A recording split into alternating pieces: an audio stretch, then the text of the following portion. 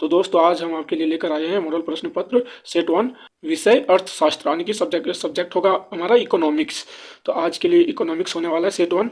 तो आप हमारे चैनल में बने रहिए, 40 के 40 क्वेश्चन पूरे करवाएंगे, ऑब्जेक्टिव क्वेश्चन जो होगा। और जी हाँ दोस्तों, आगे बढ़ने से पहले आप हमारे चैनल को सब्सक्राइब नहीं की तो सब्सक्राइब करें और बेल आइकन को प्रेस करें ताकि हमारा वीडियो सबसे पहले आप तक पहुंचेगा। तो चलिए वीडियो को सबसे पहले शुरू करते हैं सवाल नंबर 1 से। तो हमारे पास सवाल नंबर 1 है कि अर्थशास्त्र की किस समस्या का संबंध उत्पादन की तकनीक के चयन से है। तो इसका जो सही उत्तर हो जाएगा दोस्तों ऑप्शन नंबर सी यानी कि कैसे उत्पादन करें। तो आगे बढ़े, हमारे पास सवाल नंबर 2 है कि कुल उपयोगिता अधिकतम होती है जब सीमांत उपयोगिता का मान खाली स्थान होता है। मतलब क्या होता है दोस्तों, इसका सही जो उत्तर हो जाएगा ऑप्शन नंबर 2 का ए यानी कि शून्य।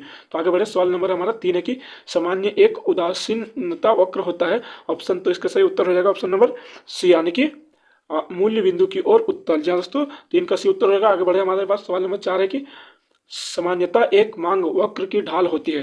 जो दोस्तों इसका और सही उत्तर जो हो जाएगा ऑप्शन नंबर बी यानी कि ऋणात्मक होती है। तो आगे बढ़े, हमारे पास सवाल नंबर 5 है कि एक सरल रेखा मांग वक्र के मध्य बिंदु पर मांग की कीमत लोच खाली स्थान दोस्तों होती है। तो यहाँ हमारा सही जो उत्तर हो जाएगा हमारा 5 का जो हो जाएगा हमारा सही उत्तर बी यानी कि एक। आगे बढ़े, हमारे पास सवाल नंबर 6 की निम्न में से किस वक्र का आकार उल्टा यानी कि यू आकार का होता है।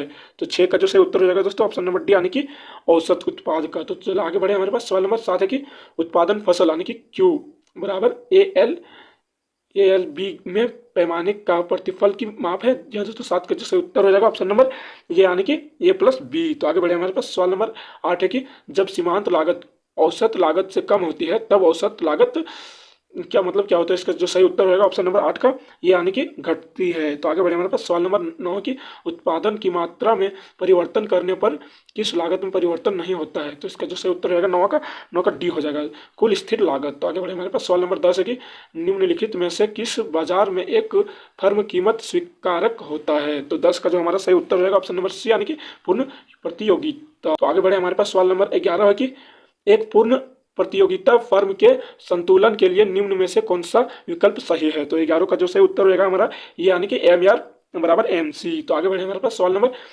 12 है कि निम्नलिखित रेखा चित्र से पूर्ति की लोच के किस मान की माप होती है। किस मान की माप होती है दोस्तों। तो जो इसका सही उत्तर जो हो जाएगा 12 का ऑप्शन नंबर बी यानी कि 1 से कम। तो आगे बढ़े, हमारे पास सवाल नंबर 13 की एक मुश्त कर लगाने से किसी वस्तु की पूर्ति पर क्या प्रभाव होता है। तो 13 का जो सही उत्तर हो जाएगा दोस्तों हमारे पास सी यानी कि पूर्ति अपरिवर्तित रहती है। तो आगे बढ़े, हमारे पास सवाल नंबर 14 है कि अन्य बातें समान रहने पर किसी वस्तु की मांग में वृद्धि होने से बाजार संतुलन पर क्या प्रभाव होता है। तो जो हमारा 14 का सही उत्तर रहेगा ऑप्शन नंबर बी यानी कि संतुलन कीमत में वृद्धि एवं संतुलन मात्रा में कमी होगी।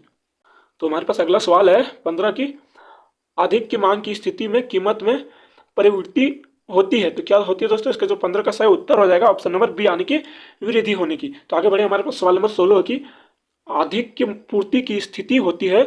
इसका जो 16 का जो सही उत्तर होगा ऑप्शन नंबर बी यानी कि डी बड़ा इधर हो जाएगा बड़ा यस। तो आगे बढ़े, हमारे पास सवाल नंबर 17 की अन्य बातें समान रहने पर किसी वस्तु की पूर्ति में कमी होने से बाजार संतुलन पर क्या प्रभाव होगा। तो इसका जो सही उत्तर होगा 17 का बी यानी कि संतुलन कीमत में वृद्धि एवं संतुलन मात्रा में कमी होगी। तो आगे बढ़े, हमारे पास सवाल नंबर 18 है कि एकाधिकार में एक अधिकतम कुल आगम के उत्पादन स्तर पर वस्तु की मांग की कीमत लोच कितनी होती है। तो 18 का जो सही उत्तर हो जाएगा हमारा ऑप्शन नंबर बी यानी कि 1। तो आगे बढ़े, हमारे पास सवाल नंबर 19 है कि दबायाधिकार में विक्रेताओं की कितनी संख्या होती है।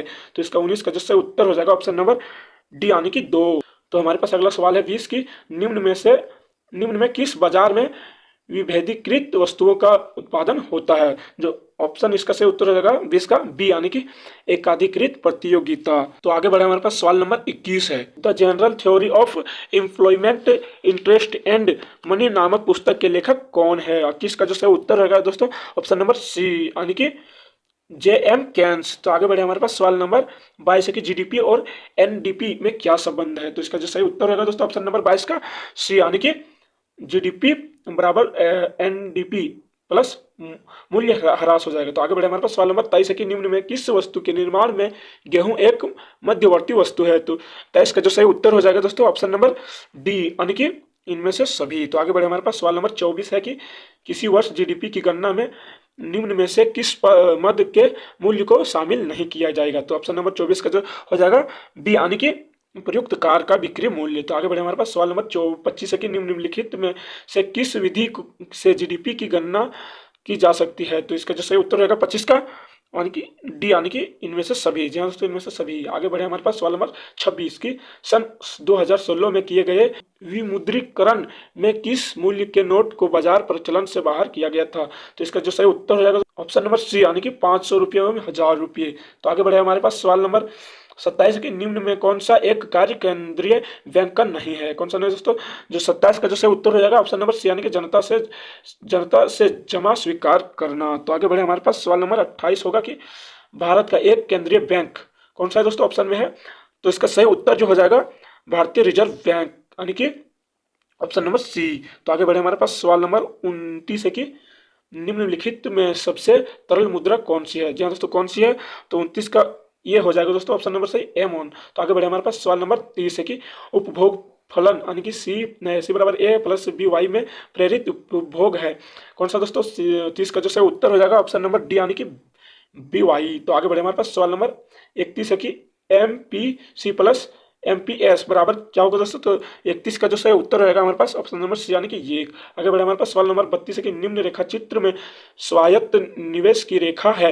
तो कौन सा दोस्तों ऑप्शन नंबर इसका जो 32 का जो सही उत्तर रहेगा ऑप्शन नंबर सी यानी कि सी डी। तो आगे बढ़े हमारे पास सवाल नंबर 33 कि किसी अर्थव्यवस्था में यदि एमपीएस बराबर 0.4 है तो गुणक का मान क्या होगा।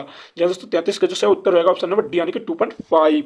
अगला हमारा सवाल है 34 कि निम्न में से प्रत्यक्ष कर का एक उदाहरण कौन सा नहीं है। कौन सा नहीं है दोस्तों, 34 का जो सही उत्तर रहेगा ऑप्शन नंबर सी यानी कि वस्तु एवं सेवा कर। तो आगे बढ़े हमारे पास सवाल नंबर 35 कि निम्न में से सार्वजनिक वस्तु का एक उदाहरण कौन सा है। तो इसका सही उत्तर रहेगा 35 का ऑप्शन नंबर बी यानी कि सड़क।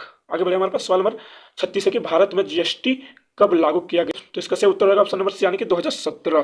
तो आगे बढ़े हमारे पास सवाल नंबर 37 है कि राजस्व व्यय एवं राजस्व प्राप्तियों के अंतर को क्या कहा जाता है। तो 37 का जो सही उत्तर हो जाएगा दोस्तों ऑप्शन नंबर डी यानी कि राजस्व घाटा। तो आगे बढ़े हमारे पास सवाल नंबर 38 है कि व्यापार संतुलन क्या है दोस्तों। 38 का जो सही उत्तर हो जाएगा ऑप्शन नंबर बी यानी कि निर्यात और आयात का अंतर। तो आगे बढ़े हमारे पास सवाल नंबर 39 है कि यदि कोई भारतीय किसी चीनी मोबाइल कंपनी को खरीदता है तो इस लेन देन को भारत के भुगतान संतुलन में कहाँ दर्ज किया जाएगा। दोस्तों जो 39 का जो सही उत्तर रहेगा ऑप्शन नंबर सी यानी कि पूंजी खाते के डेबिट मद में। तो आगे बढ़े हमारे पास सवाल नंबर लास्ट है। सवाल नंबर लास्ट का सही उत्तर जानने से पहले हमारे चैनल को सब्सक्राइब नहीं किया तो सब्सक्राइब करें एवं दोस्तों के साथ शेयर करें ताकि वो सभी इस वीडियो का लाभ उठा सके और एग्जाम में सफल हो सके। तो चलिए हमारे पास सवाल नंबर लास्ट है कि 40 है कि निम्नलिखित में से कौन सा मद भुगतान संतुलन के चालू खाते का एक घटक है। तो 40 का जो सही उत्तर हो जाएगा दोस्तों ऑप्शन नंबर डी यानी कि वस्तुओं का निर्यात। तो आज हमारे क्लास 12 की इकोनॉमिक्स मॉडल प्रश्न पत्र जो सेट 1 है कंप्लीट हुआ। तो अगले वीडियो में मैं मॉडल सेट 2 देने का प्रयास करूंगा। तो आज के लिए इतना ही। जय हिंद, वंदे मातरम।